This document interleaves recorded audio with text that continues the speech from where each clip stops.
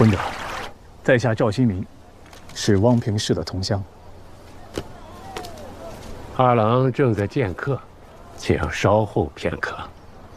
有劳了。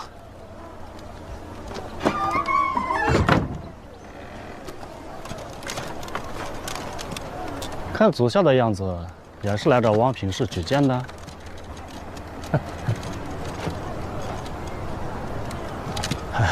汪平氏，是我等寒门学子的榜样。此次前来，只求汪平氏对我的文章指点一二，不敢奢望科举举荐。滚滚滚！王八蛋！王八蛋！望你出身世家，竟做如此之事！滚！滚！滚！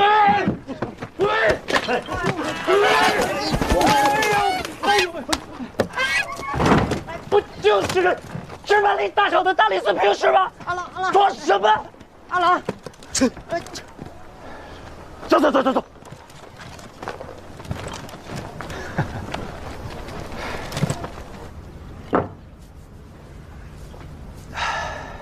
茶叶喝完了，还未曾去买。这是学生从家乡带的茶叶，请老师品鉴。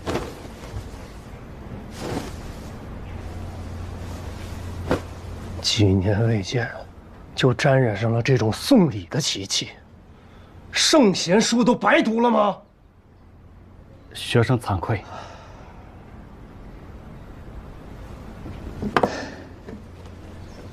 先生文章一流，生活却如此简朴，令学生感佩之至。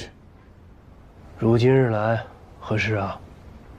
学生自上回落榜后，发奋苦读，今有策问3篇，请先生指正。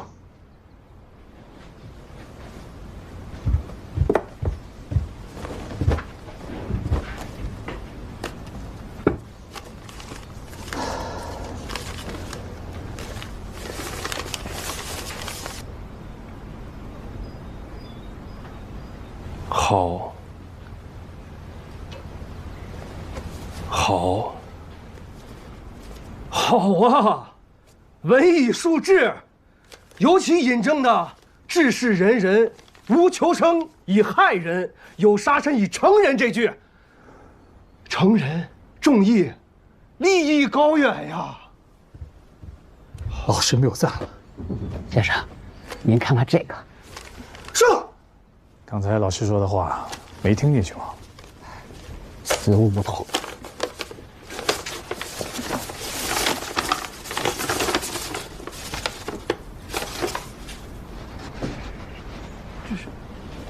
这是老师的话。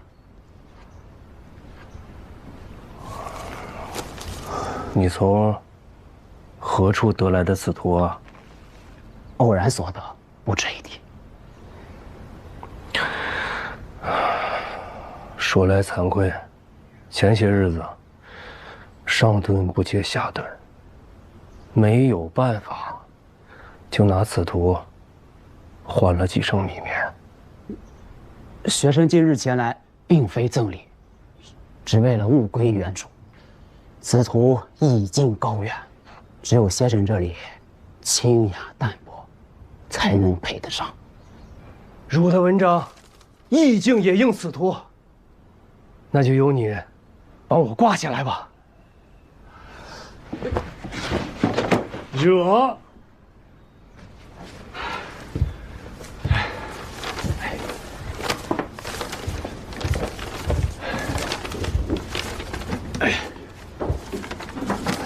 少兄，踩我！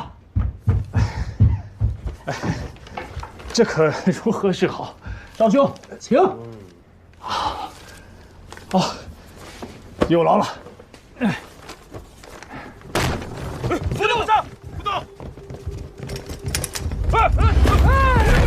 别动！无地不杀！无地不杀！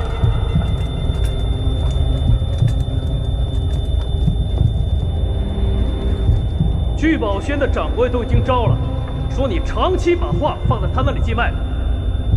如果有人要找关系，高价卖之，事后2人再均分。如今人赃俱获，还有什么可说的？在下一时糊涂，一时糊涂，糊涂。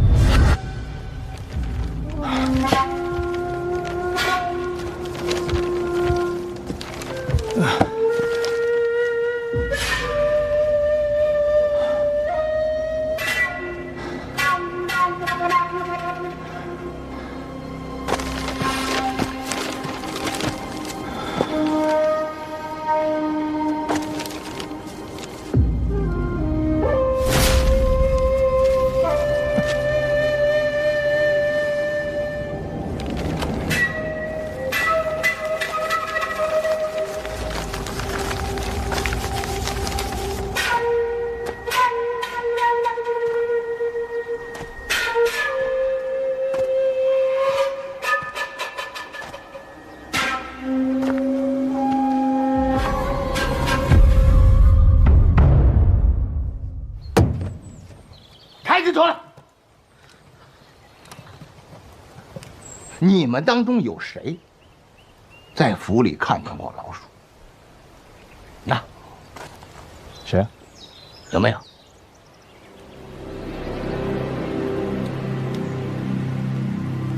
老赵，你知道不知道刺史府里的老鼠有多嚣张，有多跋扈，都窜到我跟前儿来了，就差跟我说话了。你们是真没看见，还是假没看见，还是看见了不敢说？我看你们是跟老鼠都一家子了，蛇鼠一窝。哎呦，不敢，不敢，不敢，不敢。什么不敢？你们什么不敢？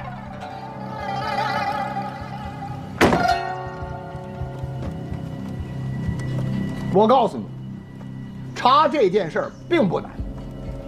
去，把那林应炉给我锁上来，我要亲自审问。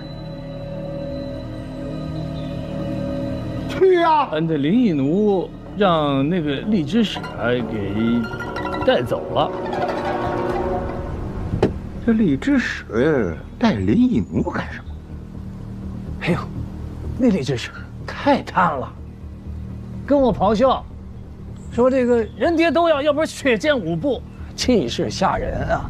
我也是担心呀，这个给这府沾了晦气，便只好给他了啊。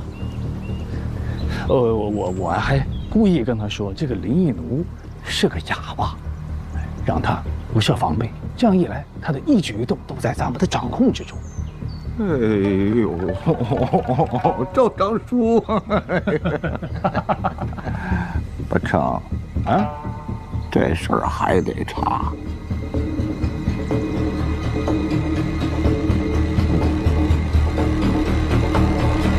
刺史，将阿米塔前来探望。阿米塔，姨父，我听下人说你又生气了。哎，这帮下人不知道天高地厚，我不敲打他们一下，他们真以为我好蒙。你不要老生气，对身体不好。我知道，我知道。今天怎么有空来看我来了？我是听闻苏亮投了荔枝转运之事，过来和您商议一下。听说他寻了骑手和马匹，准备做荔枝转运的实验。你说，这个荔枝使不会真有点什么本事在身上吧？能有什么屁本事？你让他们耍去。苏亮最喜投机，喜欢以小博大。他要不是算准了此事有利可图，他不会投钱的。这荔枝转运如果真是商机，我绝对不能让他抢了先啊！他正好想借此翻身，威胁我在商会的位置，我必须压他一头。荔枝我要投。安米塔，荔枝这个事情，你不要碰，我是不可能让这个荔枝进到长安去。为何？你想啊，如果这新鲜的荔枝，倘若真的进了长安，圣人吃了以后，觉得不错，自然会问以前为什么不晕？到那个时候，我如何作答呀？还有，岭南这个地方，自古以来就是流放罢黜之地，鸟都不在这儿拉屎。也正因为此，我才可以在这里当个土皇上，逍遥自在。可若这荔枝真的进了长安，那可就不一样了。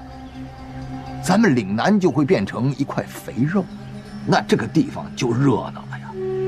这次往来的，可都是长安的大人物。我在这儿，充其量就是个馋嘴鸡，偷吃几粒米；而长安来的人，个个都是饕餮。到时候他们不但会抢咱们的米，而且会生吞活剥了咱们。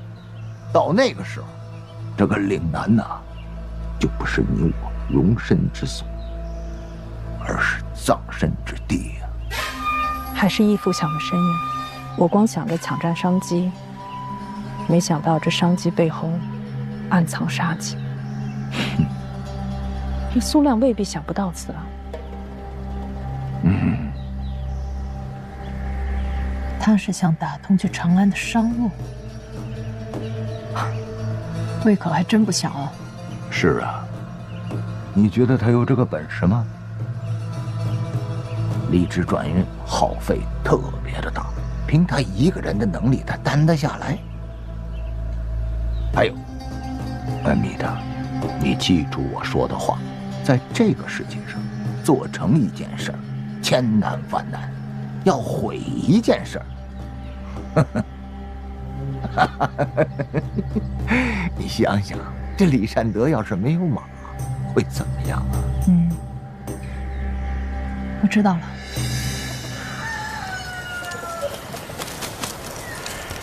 夫君，你还不饿呀？哎，没胃口。要不你喝点糖水？哎，你去吃吧。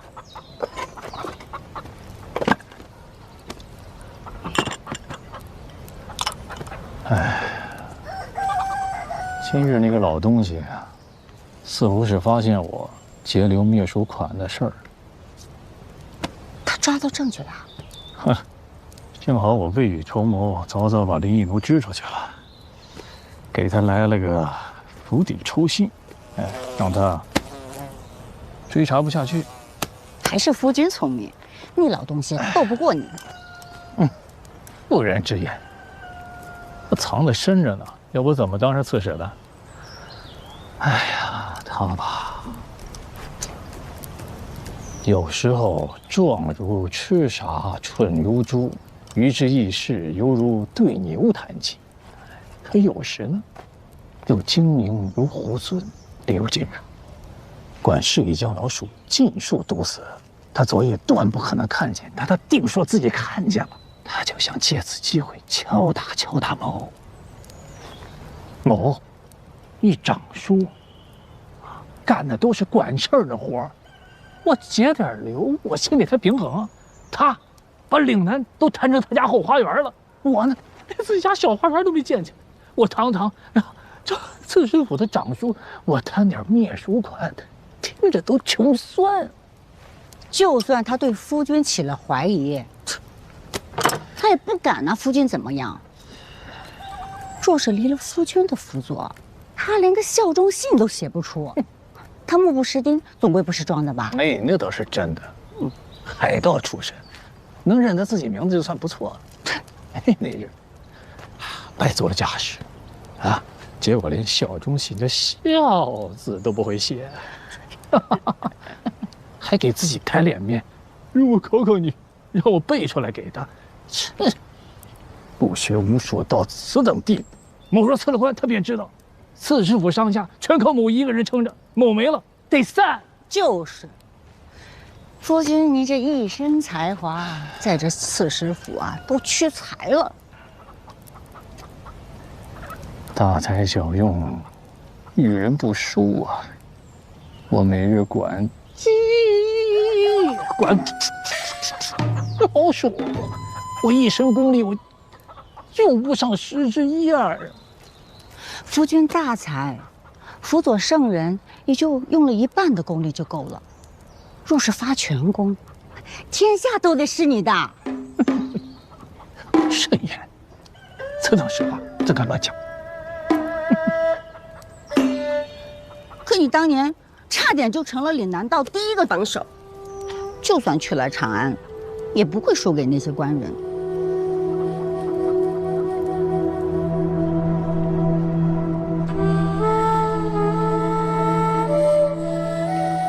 当初若不是我阿爷阻止你去长安，你必然早就功成名就了。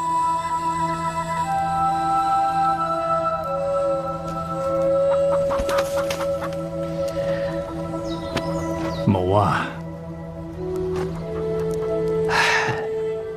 与夫人相比，功名如粪土一般。为夫人留下，我从未后悔。每每与夫人促膝长谈，我的心情都好了很多。那老鼠的事儿，是不是算了了？了了。哎呀，亏了那个荔枝使适时出现啊！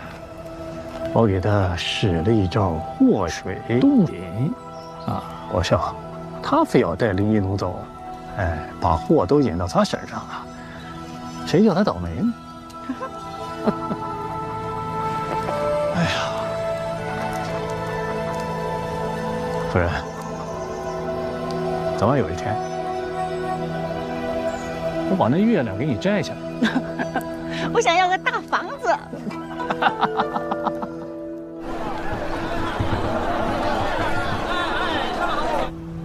这些年，阿米塔以湖商商会行首的身份帮何有光运作生意，手中定是握有不少何有光贪污的罪证。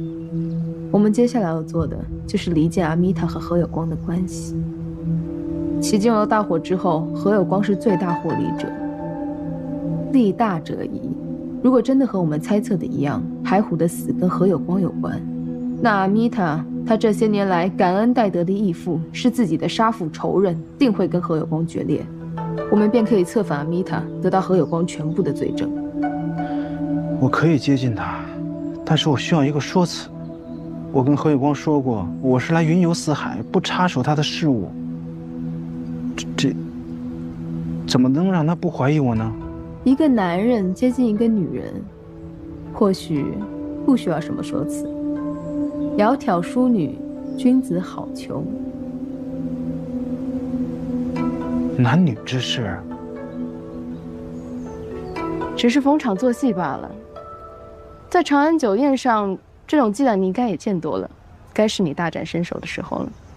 不是，我是怕阿米塔到最后沦陷得太深。真的，你别笑。我落下一个负心汉的罪名也没关系，我只是觉得对他不公平。那你是小看阿米塔了。你是小看我了。是，我承认你魅力很足，也够聪明，遇事也懂变通。可阿米塔这姑娘心思缜密，手段毒辣，不会轻易将真心交给别人。我觉得这件事你正合适。只是逢场作戏的功夫已经荒废了些日子，我担心。怎么？你如此推脱，难不成在岭南有了心上人，不便行事？我接了。这几日何有光会在城西的马场，听说阿米塔也会在那里帮忙挑选骏马，你大可以趁此机会与他结识。草鞋，草鞋马鞋，草鞋马鞋。哎，您来一双草鞋，多少钱？1个铜板。1个铜板。来，勾。这鞋呀，好穿又舒适。给我买的。赶紧的。哎，合适你去试试。合适合适。谢谢季老。1文钱。哎，1个铜板。生意好不好，老板？哎，还行还行。嘿。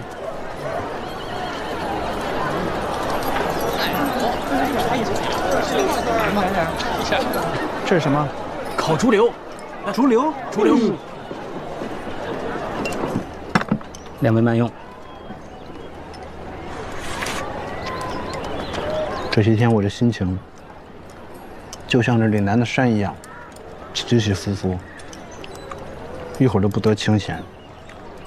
当初马桂云被烧死了，我还恨老天爷，让自己陷入这乱局当中。现在还好，冥冥当中让我一步一步接近真相。我现在只有一个想法，替我阿爷报仇。老阿翁的仇当报，可这仇压在七郎心上，让七郎失去了往日的风流潇洒，我狗儿心疼。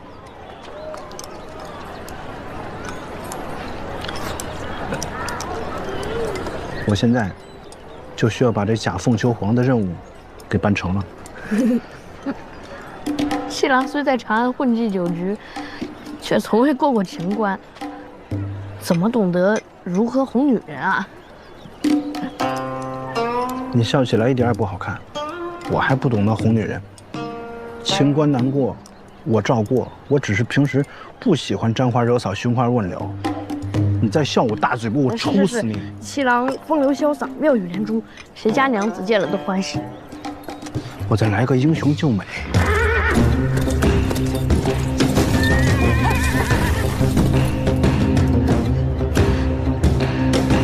我是不是得迷得神魂颠倒的？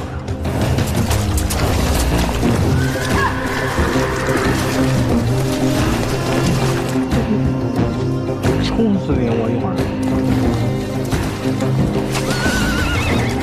好看。我跟你说，老郑啊，这整个岭南呀，骑马最好的是阿弥陀，挑马最好的也是阿弥陀。我有时候就在想这李善德呀，你说他到哪儿去找马去？我都替他着急呀。我都想好了啊，到时候啊，我送他个背篓，我语重心长地跟他说：“李大使啊，要不然你就背着荔枝回你老家长安吧。”累死他！想找马没有，只能找到驴啊！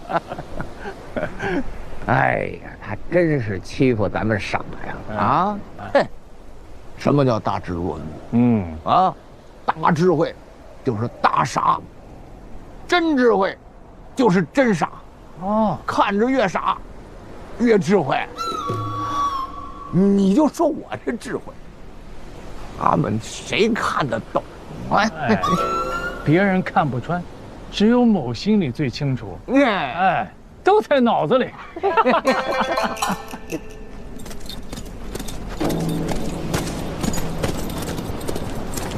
好。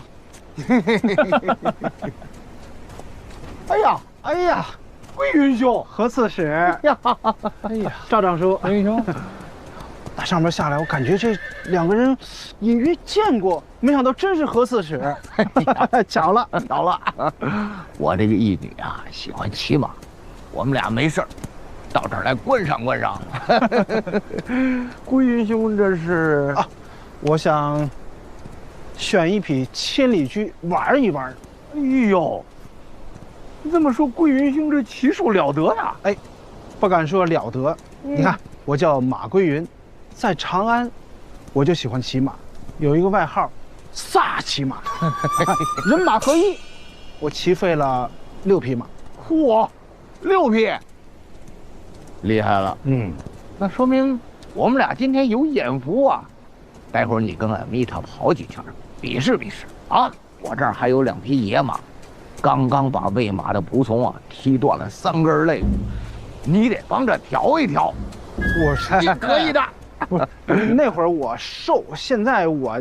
哎呀，再说了，你看，您这个义女英姿飒爽，骑起马来这么好看，我跟她比，我不合适吧？合适。阿弥陀，回来，回来。看看这骑术啊！哎，来，整个岭南，骑马最好的，你记住了，我的义女阿弥陀。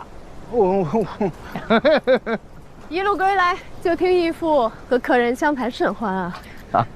阿弥陀，我给你介绍一下，马归云，马郎君，长安来的，右相身边的红人。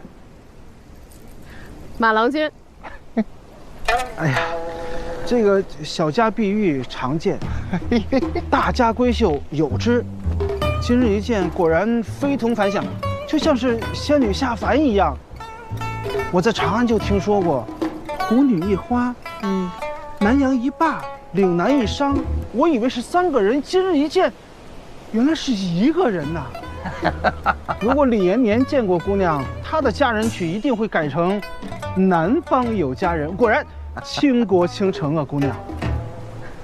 过奖了，早就听义父说右相要派使者来岭南，没想到也是年纪轻轻，风度翩翩啊！哎呦，不敢当，不敢当，不敢当，风度翩翩谈不上，谈不上。哎呀，姑娘如此夸奖，不如今日七凤阁我设宴，我们再加深一下了解。不巧啊，商会正好有事要忙，不妨改日。那就明日。明日就明日啊，明日好。啊，好，那就恭候姑娘。苏老，这马匹跟骑手帮我雇佣的怎么样？我正要向你禀告此事。阿米塔在马市上动了手脚，高价选马。这个阿米塔，是不是之前抢你香料那笔的？就是的。那他为什么要抢马呀？他跟这件事情有什么关系啊？别忘了，阿米塔的义父是何有光。如果你真的把李治运出了岭南，那他们父女2人的财源就不会滚滚而来了。您能不能想想办法，向阿米塔那儿买一些骏马回去？我与阿米塔情同水火，我去给他赔笑脸，他会把我当成一只去看望母鸡的黄鼠狼，会更加穷凶极恶。这句成语虽然用的不准确，但是简单明了。要不我去吧？圣人恩泽四海，我给圣人办事，他不好推脱吧？好，啊，不过我要给你一个提醒。阿米塔心肠又硬，脑子呢又坏，但是你四肢非常发达，头脑过于简单，你不妨狮子大开口，跟他多要一些骏马，就算数量上被他腰斩，那也能够这一次的转运之用。我说的话，你听懂了吗？可行。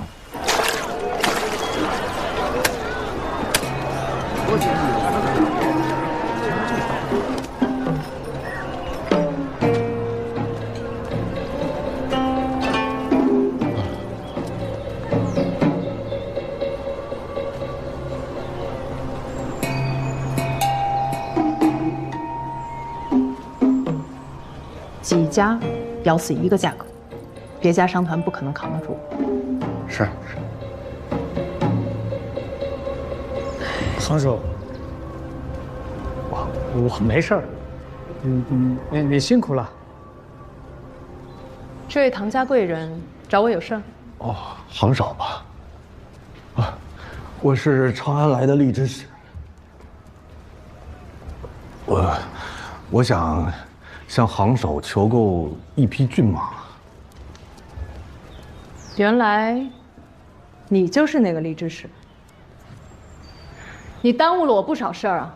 我还没找你算旧账，你竟然主动找上门来跟我谈生意。之前的事儿，多有得罪了。我是给圣人办事情的，好多事情呢，我也左右不了。实话实说，所以此次我想向杭少公款买130匹骏马，还请相助啊！好一个爱敛财的贪官呐！常言道，天下乌鸦一般黑，你却黑得独领风骚啊！运几颗荔枝要这么多马？我不是贪官，我是算计好的。我设计了4条路线，第1条呢走梅关道，第2条走西京道，这是离京城最近的路线。第3条北上走曹路，过长江。第4路呢也是走水路。每一条路线呢都得设计15个转换点儿，那4条路线就需要60个换乘点了。每个转换点呢都需要马匹、船只跟骑手，所以我需要130匹骏马呀。即便是这样，算上折损，100匹马也够了。你为何张嘴要130匹？这不也算上还价的折损了吗？你这人倒是实在啊！我确实为商会采买了一匹骏马，不过这些马都已经上路运货了，近期回不来岭南，所以这个忙我是爱莫能助了。那也不能所有的骏马都在路上吧？最近到港的货物品类众多，运力吃紧，确实一匹也调配不出来了。我知道李大使接的是个急差，就不要在我这儿浪费时间了。不过有件事儿，不妨告诉李大使。那荔枝园，我可以不收，但荔枝园欠的债，不能不还。我们胡人向来讲究有恩必报，有债必偿。这苑尾花开时借的钱，若是在花谢之前没还上，就可以剁了他的手。这岭南气候炎热，这些鸢尾长得不太好，怕是活不了几日了。杭州啊，这些荔枝园里的动人呢，这为我运荔枝还得出力，我能不能替他们讨个饶啊？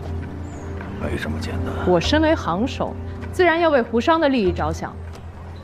那就算我饶了他们，其他主事也不会答应。我可以做保人，6月之后他们一定会把钱还上，这行吗？你自己能不能活到6月，怕是都不知道吧？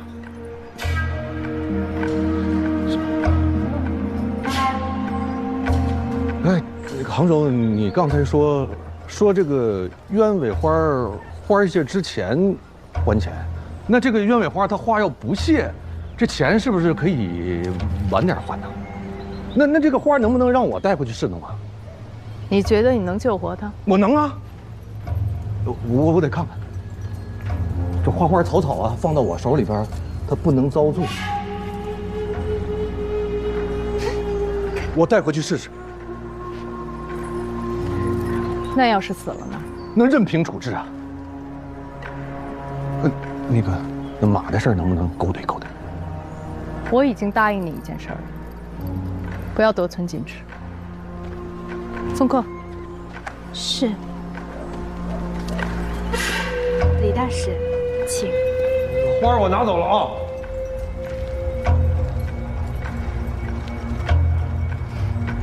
这荔枝使也真是自不量力，都自身难保了，还要关心那些动人。我倒觉得此人不像义父所说的阴险狡诈，甚至有些傻，和别的大唐官员不太一样。大智若屈，大巧若拙，或许他装的呢。湖上有句谚语：骆驼用来运货，雄鹰用来飞翔。此人像是有点真才实学。若是有人尽心尽力帮他，这事未必不能成。行首这是心动了？不过是一桩生意，不能冲撞了义父的利益。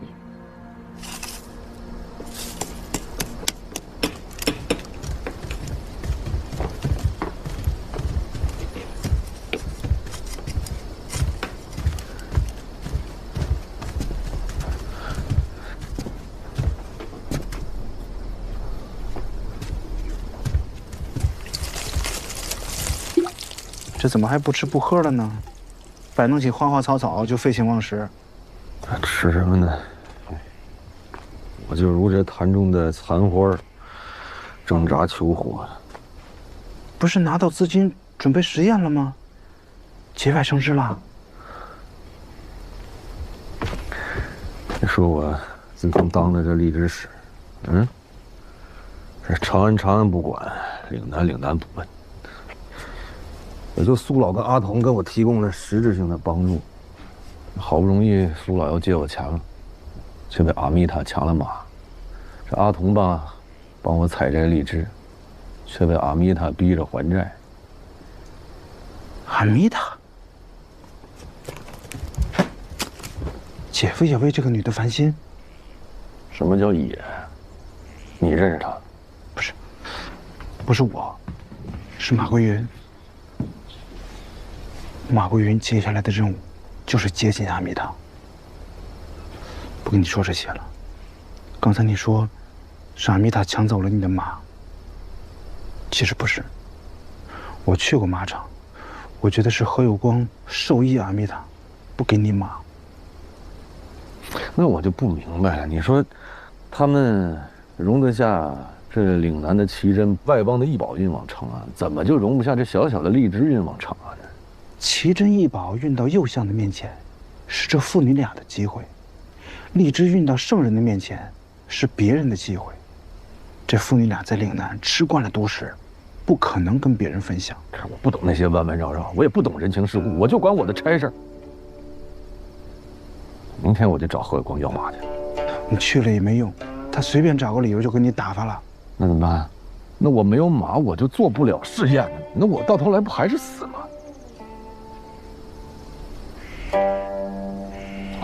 小什么气？这不还有我呢吗？我是谁？我是马桂云呐。我在这里面一转环，就帮你搞定。哎，你还不信？过2天，我让阿米塔毕恭毕敬、一本正经、规规矩矩，几百匹马摆在你的面前，个个都是良驹。吃饭吧。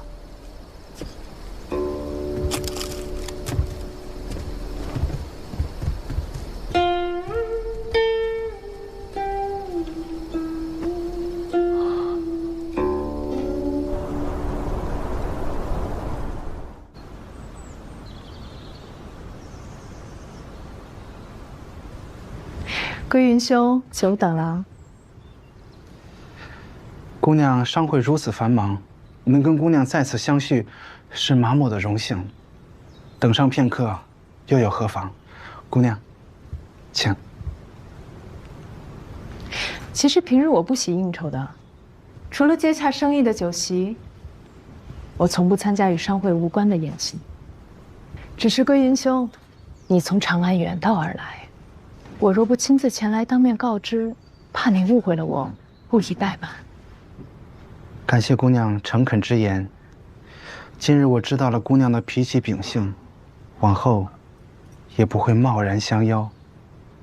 今日相见，并不是想聊一些花前月下，只是想送给姑娘一个礼物。归云兄，不必如此破费。我想送给姑娘的是一个建议。听说那荔枝使正在寻找骏马，而市面上的骏马都被姑娘收入囊中。我的建议是，给她。你今日前来，是想要做那荔枝使的说客？当然不是。我跟那荔枝使虽然都来自长安，但我们的使命不同。我听命于右相，又怎会给一个荔枝使当说客？我只是跟他住在同一间驿站，偶然间发现他正在计算岭南的账目。他就是一个荔枝使，还妄想查岭南的账目，这也太自不量力了吧！姑娘不要小看这个人，这样的人我在长安见多了，平日里人微言轻，手里握着一点小小的权力，便会变成恶犬。今日里，他去了码头数了数停靠的商船，又查了近几年岭南上交的税额。他是算科出身，不用怎么计算就会发现其中的问题。一旦被他抓住把柄，我相信姑娘也不想被这样的人攀咬上吧。那样的话只会因小失大。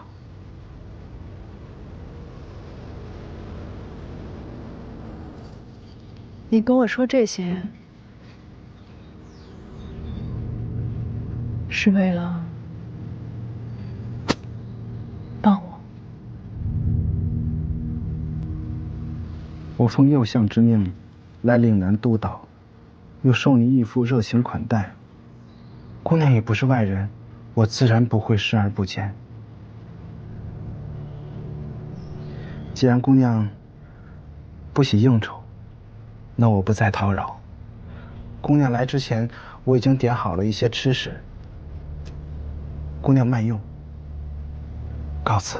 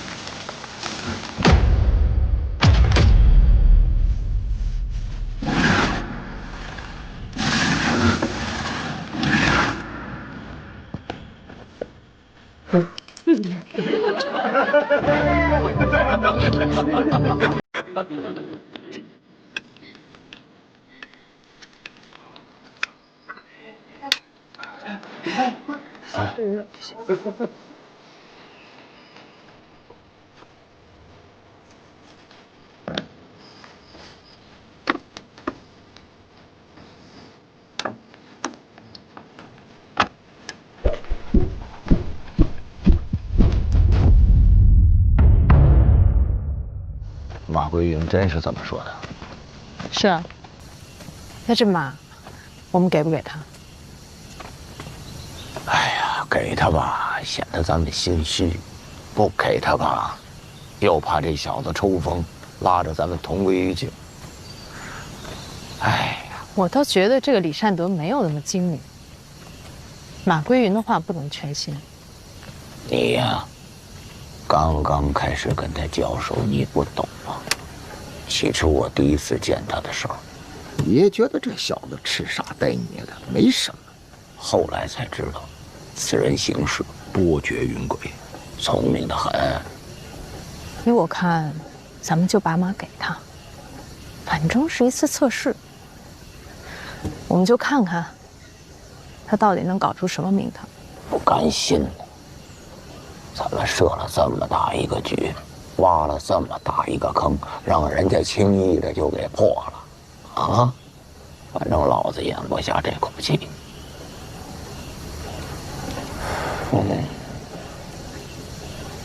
老赵，平日里你不是经常说你跟他棋逢对手，将遇良才的，怎么没声了？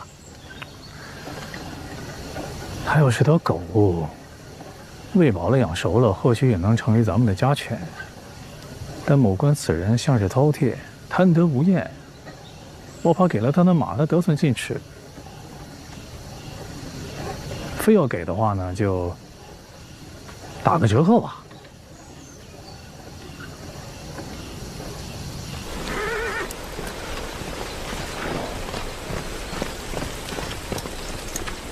您请。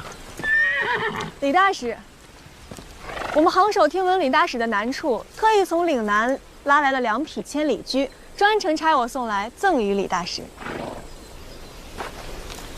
不是我跟你们行首说的是，要良驹100匹啊。啊，我们行首说，这马虽野性未泯，但烈气十足。若是能配上良好的骑手，便可以1敌100。如此2匹，刚好200。你不能这么算吧？那他真的可以日行千里吗？千真万确，此马名为日行，那匹马叫千里。行首说，祝李大使旗开得胜，日行千里，试验成功。告辞。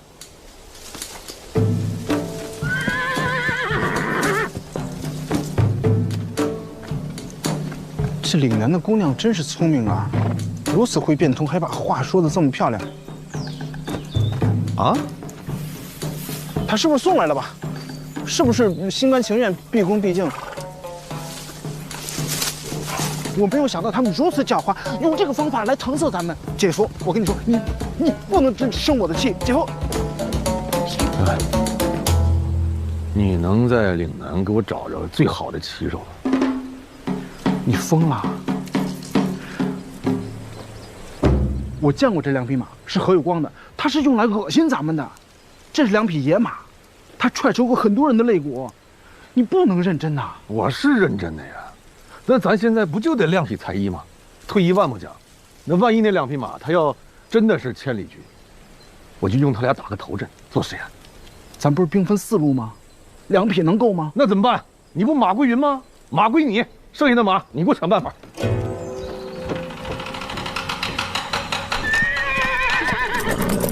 这个肯定好吃，你尝尝。阿丽呀！这是阿丽，李善德，这个阿丽，你是从泥里滚过来的吗？你不会从马上摔下来了吧？别提了。说这俩是千里驹，啊，那脾气大得很的，不让我上，我用麻绳把自己绑他们俩身上，啊，给我甩下来了。你看看这个，能行吗？小心！你别逞能啊！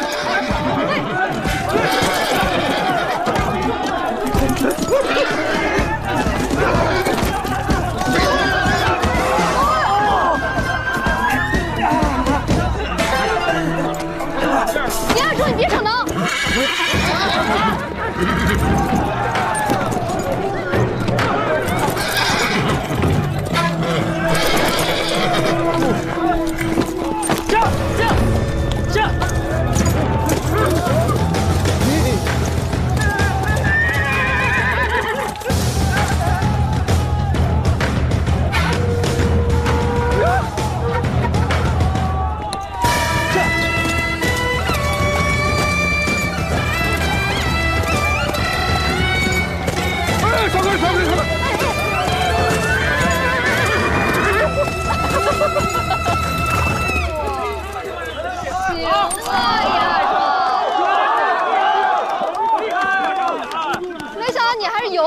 在身上的吗？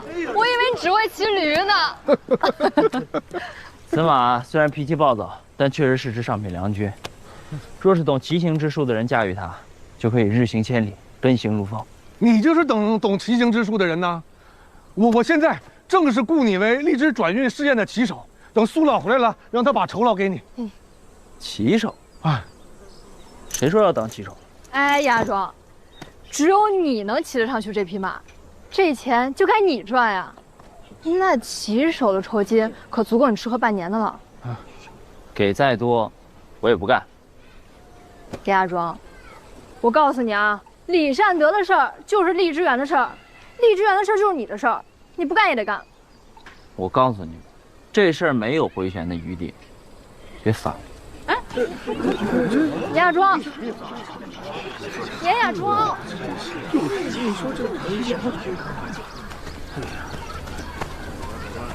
严亚庄，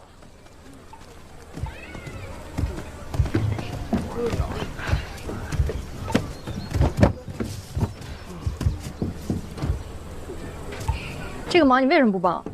我为什么要帮他？那李善德根本就不可信。那他张口闭口说自己是什么赤峰的荔枝使，为圣人办差。那若真是如此，那刺史府为什么不管他？他每天拿个牌牌四处游荡，连个办公的官署都没有，那一看就不是什么正经大事。那我们凭什么听他指挥啊？过去荔枝园的收成，有一大半要折成税款交给官府，是他把这里变成了御用荔枝园。有了圣人的庇护，之后就再也没有人敢来欺负咱们了。等到6月荔枝运去了长安，我就能拿到今年的收成分给大家了。他是在帮我们呀。那他要是运不到长安呢？这荔枝园是咱们所有人的生计，忙活了一整季，万一到时候竹篮打水，荔枝园这么多人，这么多张嘴，吃什么，喝什么？那李善德会在乎我们死活吗？就算他在乎，他自己都穷得叮当响，他能干什么？你怎么你怎么就一门心思就信他呢？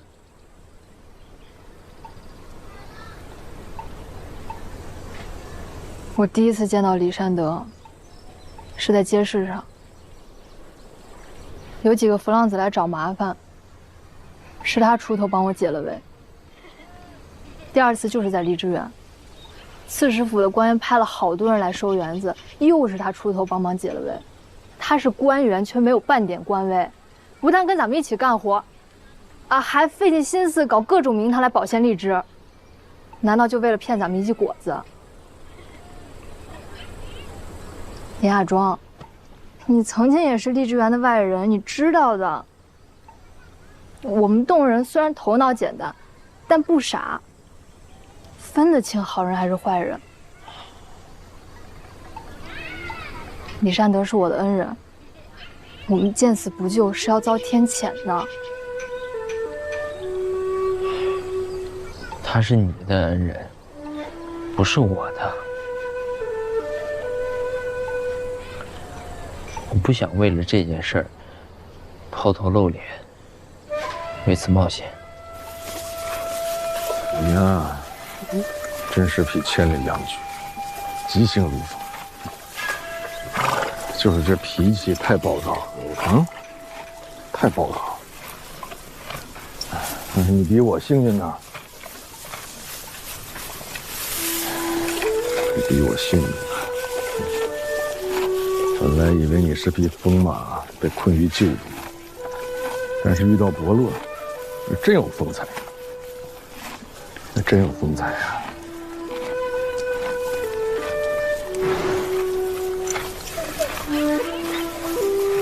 李善德，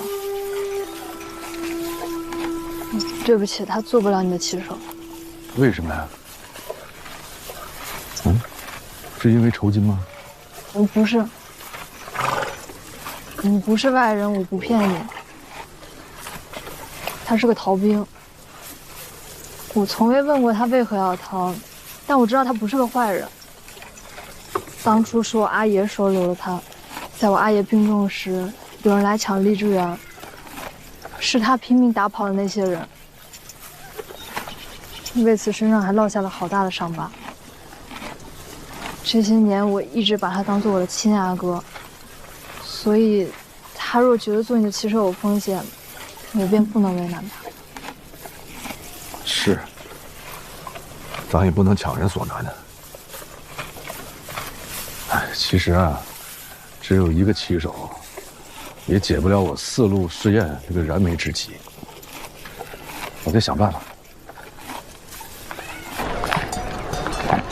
司老，实在是不巧，最近有马发瘟。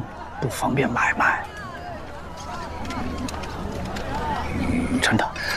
好的，这你就不太直爽了。真的，我知道，你是怕得罪阿弥达。司老，既然您知道，又何必来为难我呢？商会本应该是胡商互利互助的地方，可现在却人人畏惧行首，可悲呀！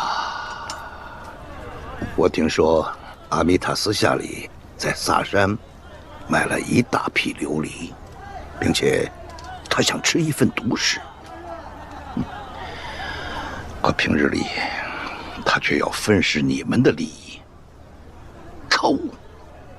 难道你们就情愿忍气吞声？阿弥塔背后是何刺史，在岭南做生意，谁又能绕得开他呢？通经过所的钱本就省不掉，既然他们能打通市舶司的关节，分些利益与他们又如何？你们的利益，他今日可以分得1成，那么明日他们就会想方设法吃掉你5成。你入商会最晚，你还只是一只小船，一旦遇到风浪，第一个翻船的一定是你。我听说你在引诱阿弥塔。我的猜测，你不会是真心的喜欢他，你不过是想登上他那艘鼓满了风帆的大船。但是你要好好想一想，一旦你上了他的船，就会被他牵住鼻子，掐住脖子，会被死死的困在岭南。我们帮助大师转运荔枝，就是为了来日能够摆脱阿弥塔的控制。我苏亮不会做赔本的生意，荔枝运往长安，那沿途会有很多做不完的生意。想一想，对你来说，这是不是一个绝好的机会呀？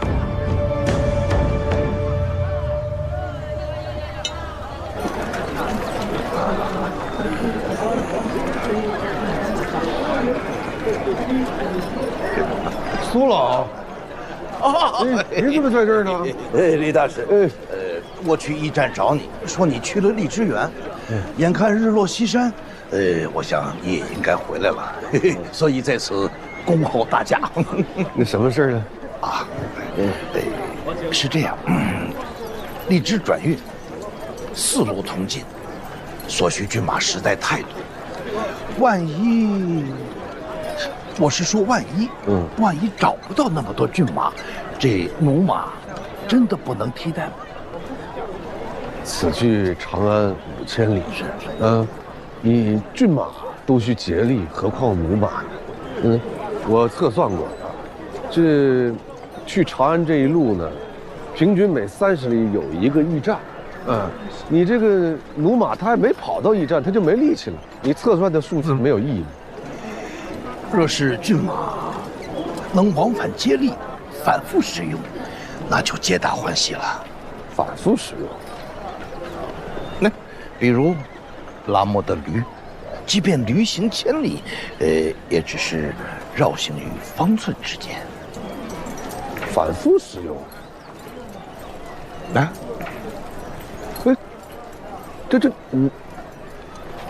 我好像有办法。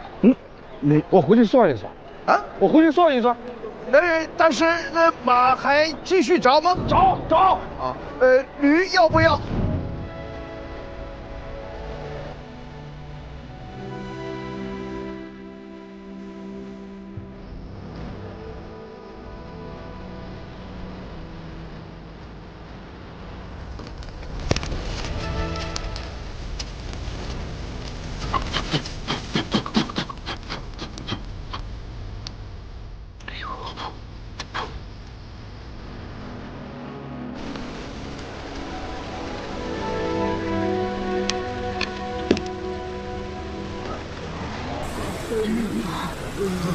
他又搞什么名堂呢？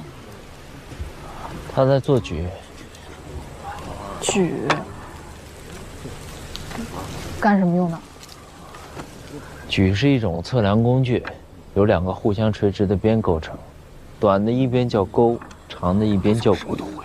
2个边上都有刻度，最直接的用途就是测量直角。西周时候的数学家商高发现了钩骨之术，以矩辅之测算。平矩以正绳，燕矩以望高，复矩以测深，握矩以知远，环矩以为圆，合矩以为方。说的我都快睡着了。李善德，你解释解释，你这干什么呢？阿丽，给我拿条绳子来。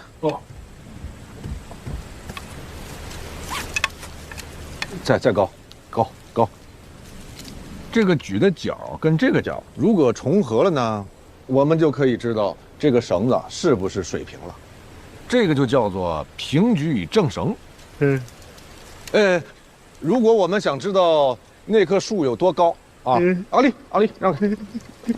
我们先得测出我到这棵树它有多远，用矩啊，我们看向树的顶端，记录下视线与树顶端重合的刻度，根据比例相等的原则，我们就知道这树到底有多高了。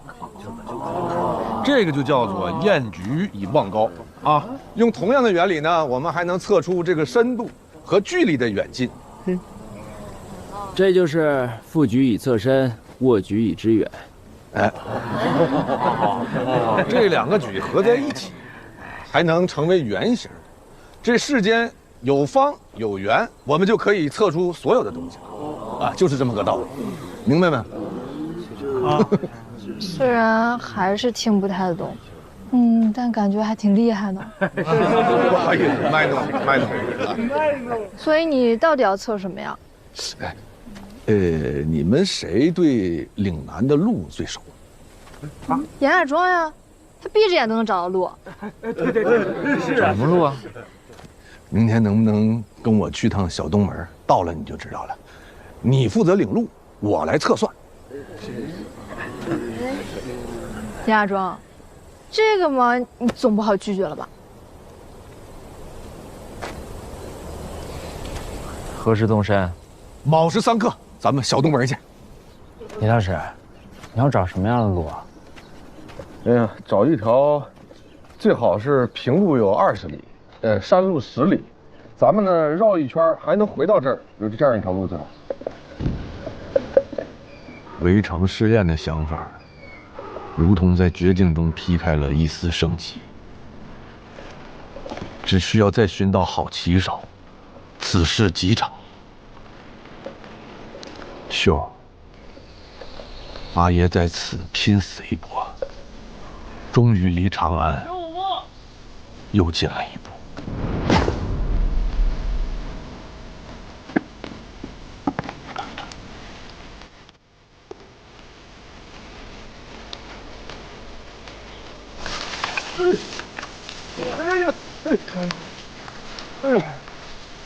行，挂面，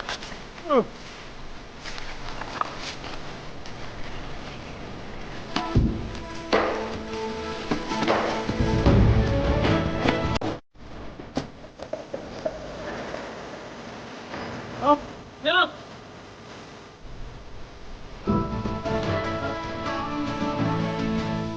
我给阿米塔带了些奶酪，配上我亲手调制的蜂蜜，他一定欢喜。快请他出来尝尝。哈迪，行首今日身体抱恙，不便见客，还请回吧。可是染了风寒，我略懂一些医术，快让我进去看一看。哈迪，行首的闺房可是你能进的。哎，红玉姑娘，我今日来，却还有一事想求证。我听说啊，他要自萨山采买大量的琉璃运回岭南，可当真呢？红玉只是名侍女，并不懂公子所说之事，还是等行首身体好些了，你自己去问他吧。今日还真是热闹呢。马郎君，行首今日身子不适，不便见客，您也请回吧。身体不适，可是染了风寒，我略懂一些医术，快让我进去看一看。哎，站住！行首的闺房可是你能进的？啊？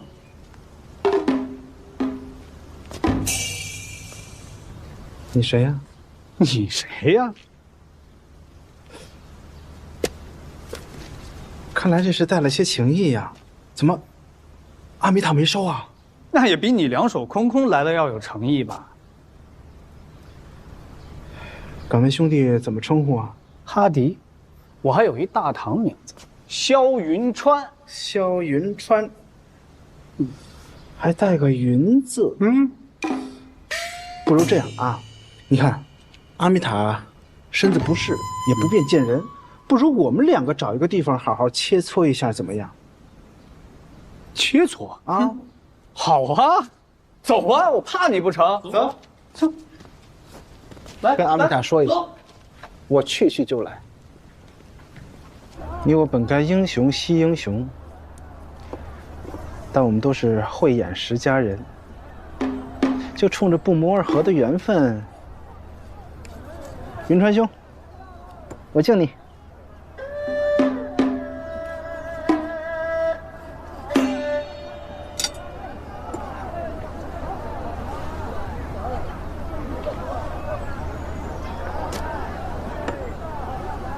追求阿米塔多久了？3年。这3年，我在阿米塔身边嘘寒问暖，从未懈怠。如今，我已是他的心腹知己，成为他的入幕之宾，指日可待了。指日可待。看来云川兄还是不了解女人。女人是最容易被感动的。你献了3年的殷勤，如果她有一丁点喜欢你，就算忍着恶心，也会跟你交往。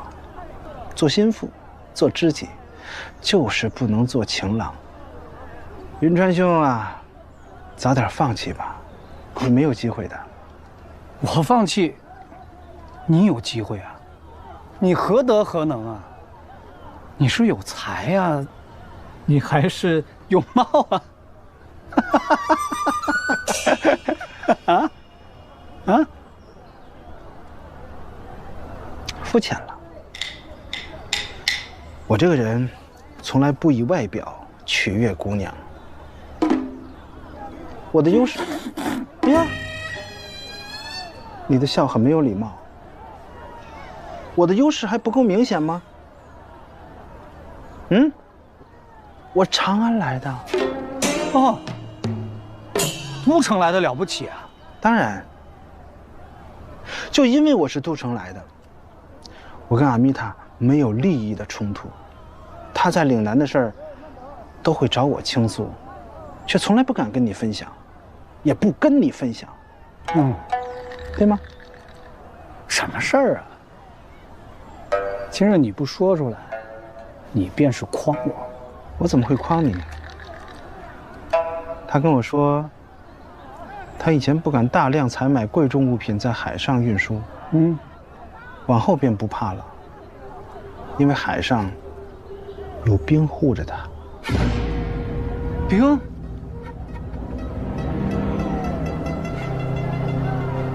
心知肚明即可，免得祸从口出。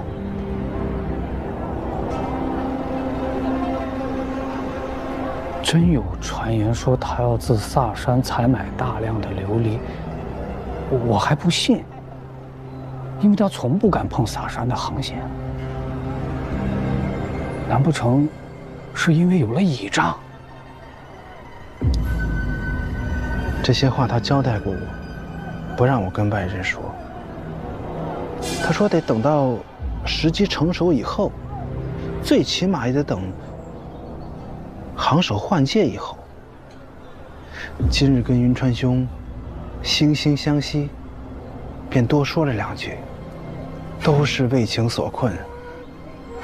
我还是劝云川兄多谢马公子坦言，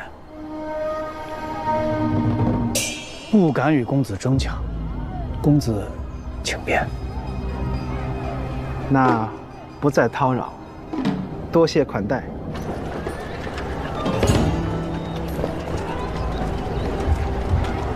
嘎子，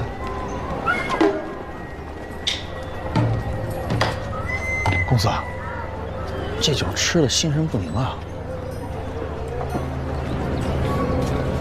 过去我们的货船到港，作为通经的保证，只需要让给阿米塔1成利，对吧？对。若是像他说的，连海上也归了何刺史掌管，那岂不是我们的货船只要离开港口，就要被这父女俩层层盘剥了？那意思就是以后便是他们一家独大，全凭他们定规矩了。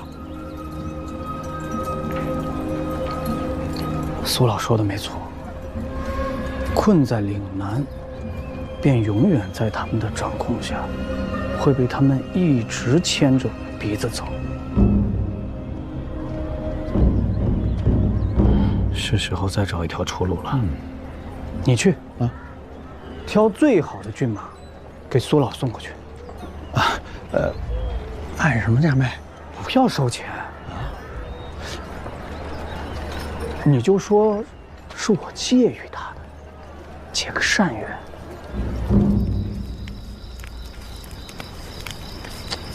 这脚伤成这样，怎么不跟我说一声呢？什么没事啊？我看看。你过来，我看看，伸过来，我看看。哎呀，这都快烂了，还在乎鞋呢？嗯。幸亏我带了草药啊！哎，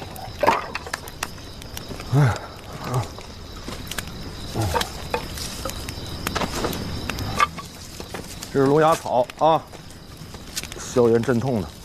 把这个磨碎了啊，敷上。给，会弄哈？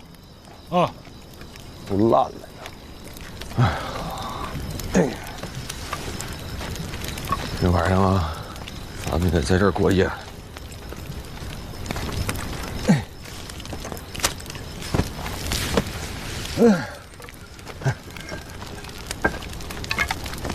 喝点荔枝酒，给阿丽。阿丽，让你喝你就喝，快！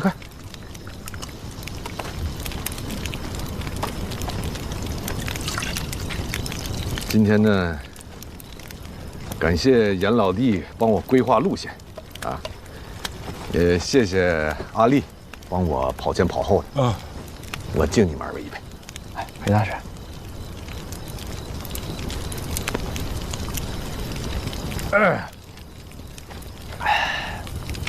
裴大使，你对阿丽这么好，他对我也尽心尽力。哎，我没把他当奴隶，我把他当朋友。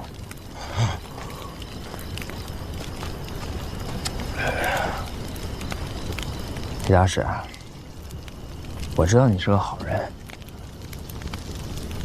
我不是不想帮你，我是碍于身份，我不能露面。这么些年我躲躲藏藏的，我连家都没回过。是，理解啊。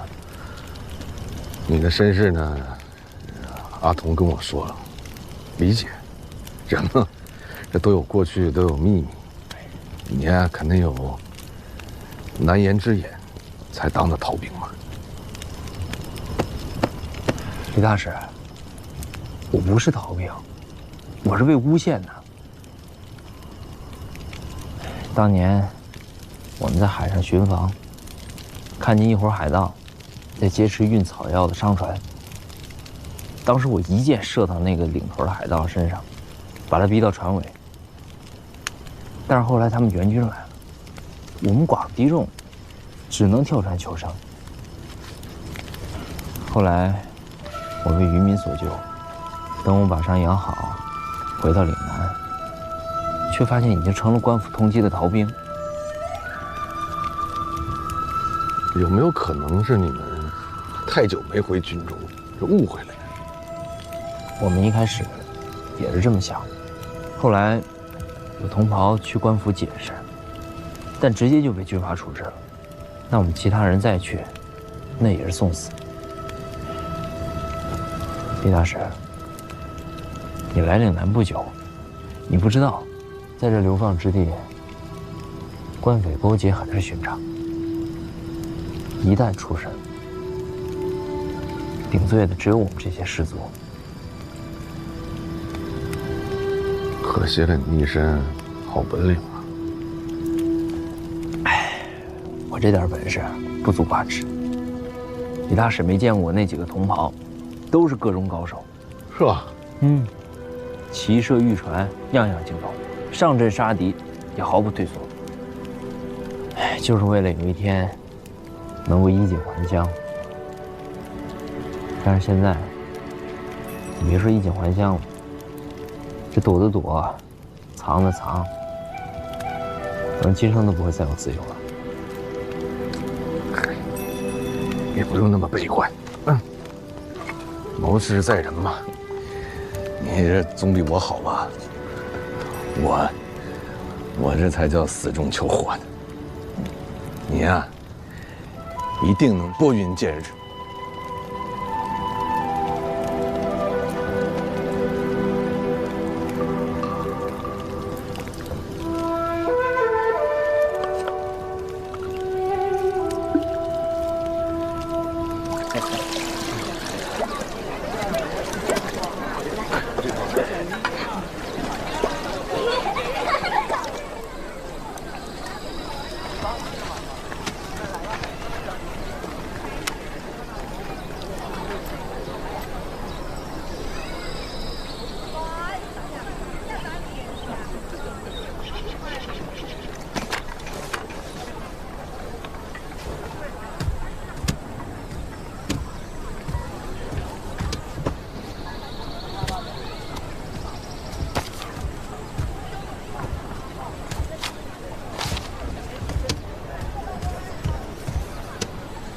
李大师，坐下吧。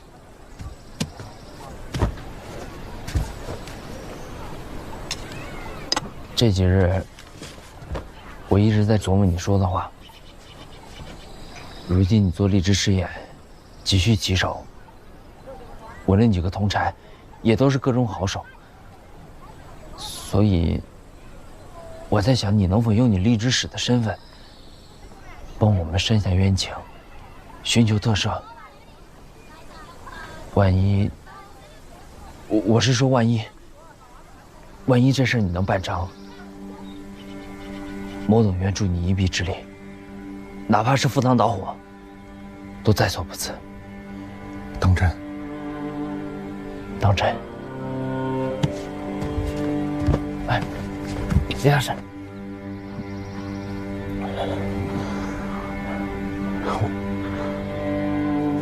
哎，李大师，请进，请进。感谢。但是，帮你们申请特赦这件事情，我可以去试试，成功了当然皆大欢喜，但万一要是不成功的话，你可连在这荔枝园就待不下去了。李大师，我已逃亡多年，我深知希望渺茫。无论成败与否，你都无需忧心。你愿意为我等一试，我已感激不尽。啊，李大师，我这还有一个证物，这是当日我从劫药材的海盗首领那儿缴来的。啊，这个先不用，放在你这儿。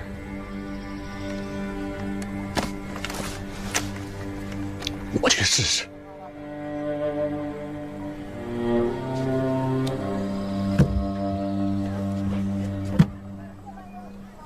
你可真厉害，还要上何刺史那儿申冤。你知不知道他原来就是个海盗？万一他跟那些海盗现在是一伙的，把人抓了怎么办？合着你夜不归宿就是给自己挖坑去了？我想着能帮就帮呗。那个杨老弟棋术是真高超，主要是他主动说的，人那是以命相托。反正我想我就试试呗。你想就试试，你想就试试。这世界上那么多条路，你非得选一个最难走的路。你说，特赦一个逃兵容易，还是找一个棋手容易？那不是一个棋手，那是一批棋手啊。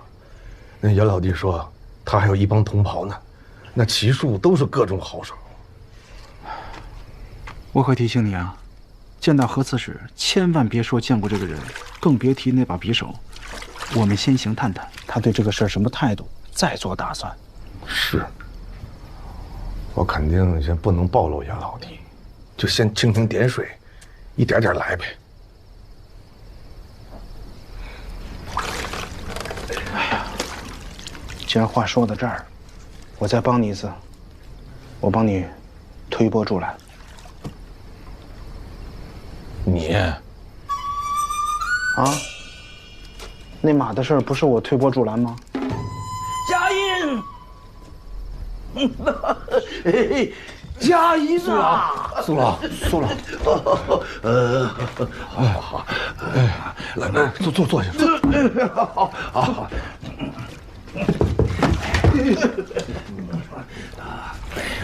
什么佳音？你猜如何？啊，小老凭着3寸不烂之舌，从湖上哈迪那里讨来了骏马。真的呀？千真万确。我就说我的推波助澜有用吧？你看看，那有6匹吗？6匹，6匹。哦，你只需要6匹就中了你的下怀？我暂时需要6匹就够了。有。那太好了。那您帮我选6匹最优秀的。好。还有，那个苏老，能不能帮我找一些经验丰富的棋手啊？你需要几匹棋手？几位？几位？几位棋手？越多越好。在岭南要找到好的棋手，怕也不是一件容易的事情。是，这样算，我这边呢，我也找，咱们做两手准备。如此甚好，如此甚好。大师放心，小老会用出吃牛奶的力气。静候佳音，静候佳音。哎呀，行，多谢苏老。